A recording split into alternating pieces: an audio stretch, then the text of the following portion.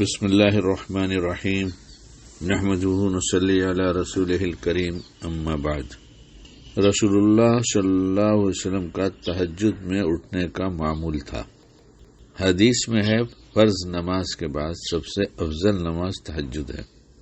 ایک روایت میں ہے تمہیں تہجد ضرور پڑھنا چاہیے، اس لیے کہ تمہارے پہلے نیک لوگوں کا طریقہ ہے، تمہارے رب سے نزدیک ہونے کا ذریعہ ہے، گناہوں کا کفارہ ہے، گناہوں سے روکنے والی ہے اور جسم سے امراض کو دور کرنے والی ہے۔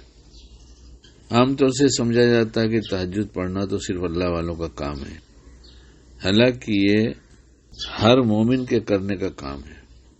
اگر ہم سے روز نہیں ہوتا تو جس دن چھٹی ہو اس کی رات میں اٹھنے کا معمول بنا لیں، اور یہ بھی نہ ہو تو کم از کم مہینے میں بعض مرتبہ کا معمول بنا لیں۔ کچھ لوگوں کو یہ ہوگا کہ امت 5 وقت کی نماز نہیں پڑھتی اور تم تہجد کی بات کرتے ہو، تو سوچنے والے تو جو بھی چاہیں سوچیں، ان کے سوچنے کا کیا ہے؟ ہر آدمی جو اپنا اپنا کام کر رہا ہے اس کو تجربہ ہے، کہنا کہنے والے کے لیے اور سننے والے کے لیے دونوں کے لیے نافع ہے۔ اور آج کی دنیا میں بھی نہ جانے کتنے جوان ہیں جو تہجد پڑھتے ہیں، بوڑھوں کو تو چھوڑ ہی دیا جائے، اور کسی اور کو سبق یاد نہ ہو تو کہنے والے کو خود یاد ہوتا رہتا ہے اپنا سبق، کہ لوگوں سے کہتا ہے تو خود کرتا ہے یا نہیں کرتا۔ اتنی بڑے نفع کی چیز ہے کہ آدمی سوچ ہی نہیں سکتا۔ حدیث میں ہے روزانہ جب رات تہائی حصہ باقی رہ جاتا ہے تو ہمارا رب آسمان دنیا پر اترتا اور فرماتا ہے کہ کوئی دعا کرنے والا ہے کہ میں اس کی دعا قبول کروں، کوئی بخشش چاہنے والا ہے کہ میں اسے بخش دوں، کوئی روزی روٹی کے اعتبار سے پریشان ہو تو میں اس کی مدد کروں، کوئی مظلوم ہے جس کی میں فریاد سنوں، کوئی مدد چاہنے والا ہے جس کی میں مدد کروں، کوئی مصیبت زدہ ہے کہ میں اس کی تکلیف دور کروں۔ اسی طرح آواز آتی رہتی ہے یہاں تک کہ صبح روشن ہو جاتی ہے۔ ہم اپنی ضرورتوں کو پورا کرنے کے لیے خود کو رات دن تھکاتے ہیں اور تھکا رہے ہیں، جبکہ بات یقینی نہیں ہے کہ اس سے ہماری ضرورت پوری ہو جائے گی جو میں نے اسباب اختیار کیا ہے۔ لیکن یہ جو اللہ کی طرف سے اعلان ہے اور یہ سبب ہے جو تہجد میں اٹھ کر مانگا جائے، یہ تو 100% گارنٹی اس بات کی کہ اللہ دے گا، اس کا وعدہ ہے، دے گا، کیوں نہیں دے گا؟ جب اس نے وعدہ کیا ہے تو دے گا۔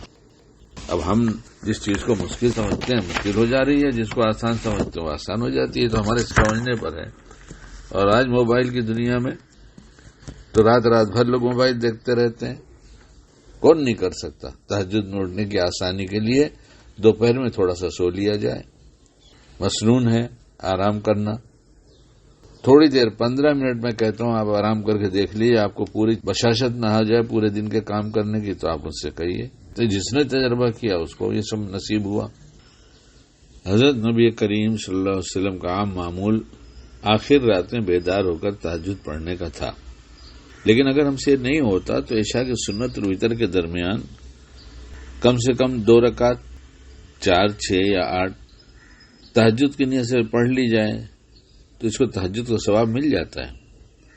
لیکن اگر روز نہ پڑھ سکا تو کم سے کم یہ تہجد روز پڑھنا شروع کر دے عشاء کے بعد والی، اور جس دن چھٹی ہو کہ کل چھٹی کا دن ہے اس دن جلدی اٹھ جائے، تھوڑا سو لیں گے، بعد میں آرام کر لیں گے۔ اور تہجد میں استنجا وضو کے بعد عطر لگانا مسنون ہے، اس لیے اس نیت سے بھی لگا لینا چاہیے، اس وقت کا ایک عمل بن جائے گا۔ اور اصل میں یہ ترتیب بنانے کے لیے تہجد کی جلدی سونے کی عادت بنا لینا چاہیے، اس سے بہت بڑے فائدے ہیں، دین اور دنیا سب کا فائدہ ہے، اس لیے اس کی کوشش کرنا چاہیے۔ اللہ ہم سب کو عمل کی توفیق دے۔ ایک جوان سے ملاقات ہوئی جو شاید 2008 یا 2016 سے میرے پاس آتا رہا ہوگا، لیکن آنا جانا بہت کم تھا اور کلپ کا سننا بہت پابندی سے تھا اس کا۔ ابھی برسوں کے بعد یہاں میرے پاس آیا تو مجھ سے بات ہوئی تو اس نے ایسی باتیں سنایا، سب تو نہیں سنا تھا میں، لیکن ایک تہجد کے بارے میں کہ تم نے کہا تھا کہ مہینے میں کم سے کم 1 دفعہ پڑھ لیا کرو۔ الحمدللہ مہینے میں 25-27 دن تہجد پڑھتا ہوں، چونکہ سفر پر رہتا ہوں اس لیے وہاں ناغہ ہو جاتا ہے۔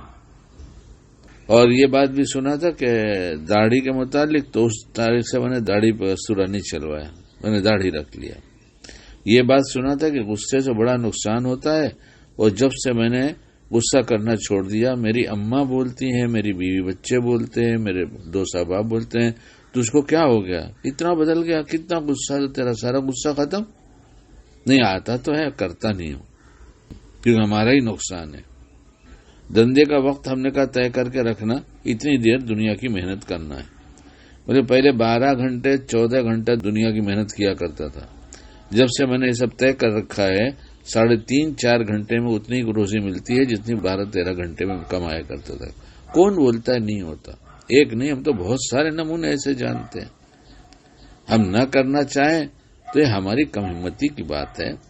ہمیں تو یہ سوچنا چاہیے ہم ایمان والے ہیں، ہمارا ایک ایک دن ایک ایک لمحہ قیمتی ہے۔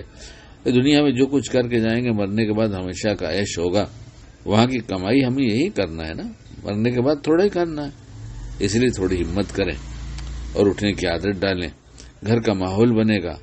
اس وقت اللہ تعالیٰ سے مانگی ہوئی تمام کتنی چیزیں میں نے گنوایا، وہ سب چیزیں اللہ کا دینے کا وعدہ ہے، سب ملے گا۔ پھر چین سکون ملتا ہے جب آدمی اپنی ضرورتوں کو اپنے بڑوں کے سامنے رکھ دیتا ہے تو اسے چین سکون ملتا ہے۔ اور اس وقت جب اللہ کی رحمت کے دروازے ایسے کھلے ہوں کہ کوئی سوچ ہی نہیں سکتا اللہ کی رحمت کیا ہے اور اس کے دروازے کیا ہیں، اس کے برکات کیا ہیں، اس کے ثمرات کیا ہیں، اس کے انعامات کیا ہیں، یہ تو کوئی سوچ ہی نہیں سکتا۔